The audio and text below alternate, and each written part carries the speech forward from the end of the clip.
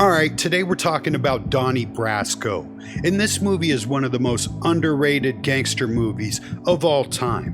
When you think of gangster movies, you think of Goodfellas, Scarface, The Godfather.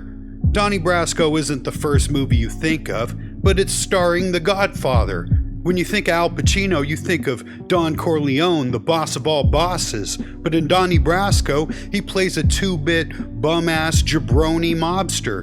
And that's kind of ironic. But Donnie Brasco is equally as good as any of those gangster movies I just mentioned. And it never gets mentioned. Donnie Brasco and Gotti are probably the two best slept-on gangster movies of all time. Shit, half the cast of Gotti went on to be in The Sopranos. It's like a prequel to The Sopranos, and not that shitty one they put out a couple years ago. You know what? My son dragged me to the theaters to see that shitty Sopranos sequel when that shit dropped on Max for free. But he's like, no, I want to get the movie theater experience. So I was like, alright, we'll go. And it was the worst movie I'd ever seen of all time. And I had to waste $50 just to experience it. But I digress. And this movie's based on a true story. I guess they all are. I mean, Scarface is technically based on a true story if you want to go there. But this movie's different. It's from the first-person perspective of an FBI agent who gets led into the Mafia. Talk about one of the all-time ultimate fuck-ups by the mob. The whole entire crew better have gotten clipped after this, cause Donnie Brasco made you all look like assholes. So Donnie Brasco is a movie about trust, betrayal, and how the FBI punked the Mafia so hard they never really recovered. It's the story of how one guy, armed with nothing but a fake mustache and some street smarts, walked into the most paranoid organization on the planet, and they welcomed him with open arms. Imagine Goodfellas if Henry Hill showed up wearing a wire and everyone just handed him their guns and secrets. And watching it now hits even harder, because Michael Madsen, Sonny Black, he just died. This guy had one foot in hell his entire career, but here, he's cool as shit. He's the coolest gangster I've ever seen on screen, and that's saying something. He's the heart of the movie, and he goes out like a man. So you got Al Pacino. You know him as the Godfather, Scarface. But in Donnie Brasco, he plays a broke, low-tier mobster named Lefty. And Lefty's not powerful. He's sad, he's tired, he's been in the mob for 30 years and has nothing to show for it, except a couple gold chains and a Fugazi ring. He's like the guy at the bar who says, I could have been somebody, while asking you to spot him $5. And that's the genius of it. Pacino plays Lefty with this quiet, simmering desperation, because he knows he's on the bottom, and he knows he's never getting out. He mentors Donnie because it's the only thing he has. A little power, a little respect, a little piece of someone's loyalty before he dies forgotten. This movie isn't about power. It's a mob movie about the guys who missed their shot. Lefty wasn't a boss. He wasn't rich. He didn't have any power. He was an aging foot soldier with nothing left but his pride and reputation, both barely hanging on. The one thing he could still do was teach, pass it down, be a mentor, leave something behind. And that something was Donnie. You can see in every scene between them, Lefty lights up when Donnie's around. He jokes with him, teaches him the ropes, brings him into the fold like a proud dad taking his kid to work. It's personal. That's his boy, his legacy, the only thing he ever did right. And Lefty's life is kind of sad. His son is a drug addict on heroin, a constant reminder of Lefty's failure as a man and as a father. He doesn't really get a lot of respect, and he has this young kid, Donnie, looking up to him. And he really takes Donnie in, and he looks at Donnie as a glimmer of hope. And at the heart of Donnie Brasco, there's a relationship that makes the whole thing sting. Donnie showed up sharp, hungry, loyal. He listened, he learned, he earned. He was everything Lefty wanted his son to be, and never was. Donnie is like the son he never had, someone capable, someone tough, someone smart, and Lefty really falls in love with him. Their bond is beyond friendship, it's family. To Lefty, Donnie is his redemption. Donnie gives him purpose. Maybe his life wasn't a waste. He raises this young kid to become a powerful man, and what makes it even sadder, to bookend the already sad and pointless life, it turns out the son that Lefty never had was a cop the whole time. Oh my god, that is heartbreaking. And the real emotional punch of Donnie Brasco is that Lefty is the one who paid the price. Lefty believed in Donnie, he mentored him, protected him, gave him everything he had, even though he didn't have any money.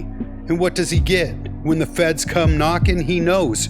He vouched for a fed, and he knows he's done. And what does he say? If Donnie was a rat, I'm the biggest mutt in the world. In his last words before he goes off to get whacked, tell Donnie, I'm glad it was him. Damn. He was ready to die. He was so damn heartbroken at that point. He's like, kill me. Fuck my life. And let's talk about Donnie. His real name's Joe Pistone, an undercover FBI agent. He walks into the Bonanno crime family with a fake identity and a half-assed backstory, and they just let him in. And it's not like he had some genius long con. He just showed up and acted like he belonged.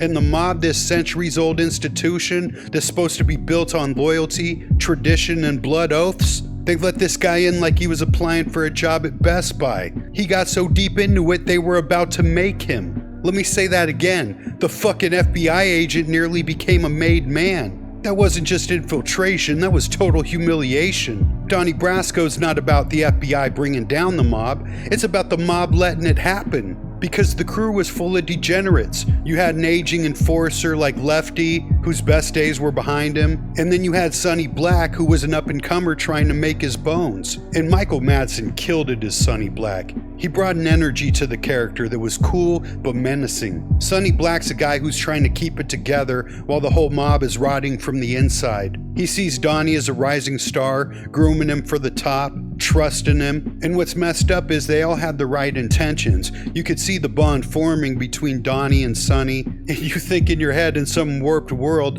that maybe Donnie would say, forget the FBI, he's running with these guys now. But that's not how it worked. And you can see Donnie gets attracted to the life. He really starts viewing these guys as his family. He even starts neglecting his own real family. He's so deep cover that he gets caught up in the image. And shit gets real. They're pulling hits on dudes, he's hacking up bodies. He's deep in this shit. He's got an attic filled with 300 grand, nobody knows where he got it from. He got so deep into it that he had to pull the plug the day before he gets made. I'm sure he actually considered it too. I'm sure the thought ran in his head like, you know what? Fuck the FBI.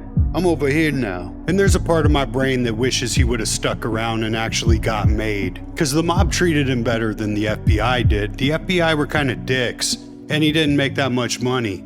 With the mob, he had a sense of family, and I think he would have been a good gangster. And he got so close to actually becoming made, that's crazy. But in the end, Donnie Brasco's what happens when institutions built on fear and pride forget how to protect themselves. The mob let their guard down. They wanted a new soldier, a new earner, and they got an informant. And while they all died and got sent to jail, Donnie wrote reports, wore a wire, and lived to tell the story. It's not a clean victory or even a heroic one. It's just one guy doing his job.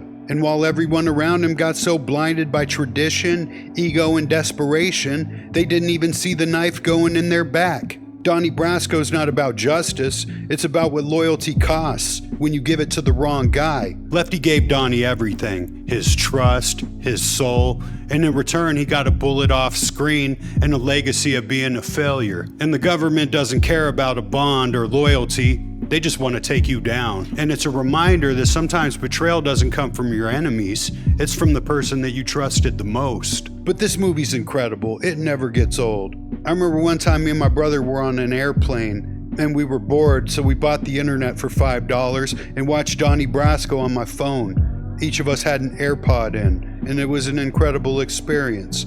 This is a movie we quote all the time. That Raquel Welch is a piece of ass, forget about it. This movie's got lines for days. That whole forget about it, I mean, that shit's been going on for years, but this movie popularized it in pop culture. And it's one of the most unsung heroes of the mob genre. And it's topical because Michael Madsen just passed. Mr. Blonde, Sonny Black, R.I.P. Michael Madsen, that guy was incredible. He should have been an even bigger star than he was, even though he was in some pretty iconic roles. But yeah, tell me some of your favorite scenes. Tell me how much this movie means to you, because I believe that this movie has a very strong cult following. Because everybody knows The Godfather, Goodfellas, but the real ones, they know Donnie Brasco. But to the rest of you, I hope you have a good night, be safe, make sure you check your friends for wires, and God bless.